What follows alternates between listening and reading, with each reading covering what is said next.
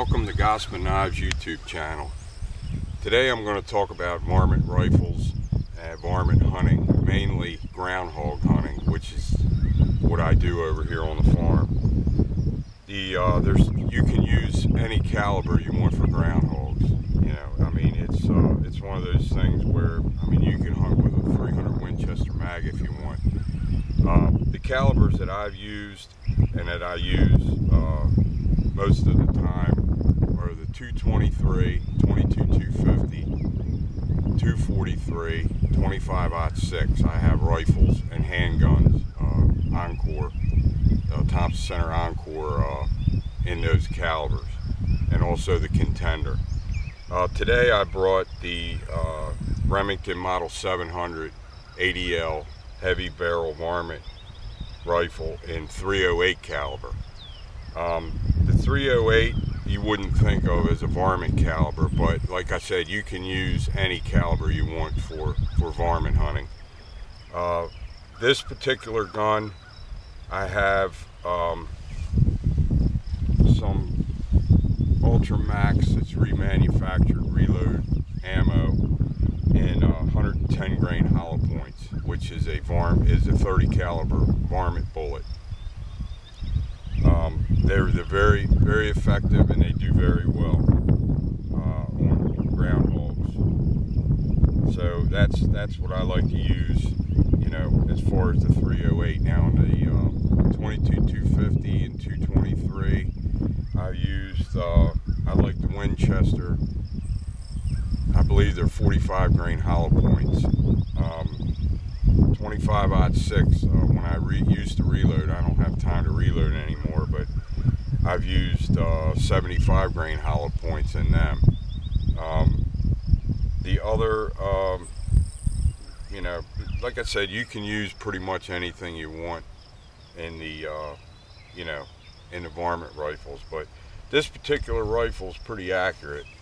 And if you can see in the background here is usually where I set up.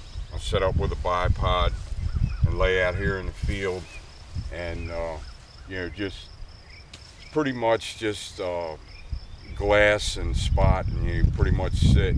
You know, there's not a whole lot of action unless you got a lot of them coming out. Now the field glasses I like to use, I have a set of 8x30 Safari Steiners. Again, you can use any kind of field glasses that you like to use, but these are pretty good. But pretty much just sitting and waiting. It's a waiting game, just like any other type of hunting.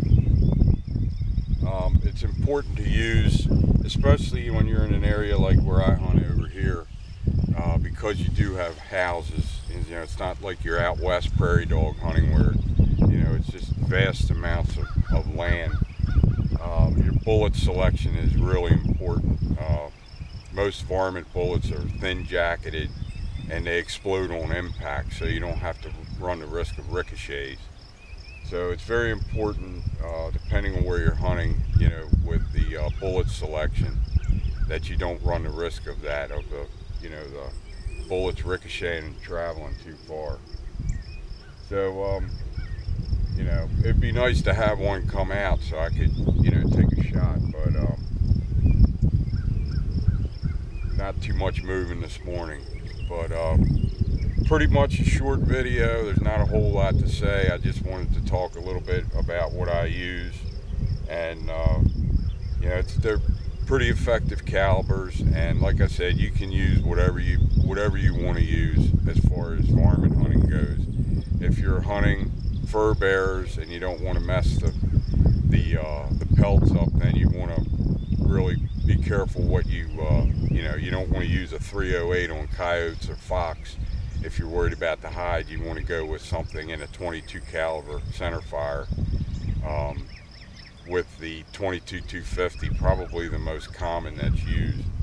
I have a Thompson Center Encore in 22-250, which is a very, very nice rifle. The 25-06 I have is another Model 700, and that's a long range caliber. It really reaches out, and very, very accurate also.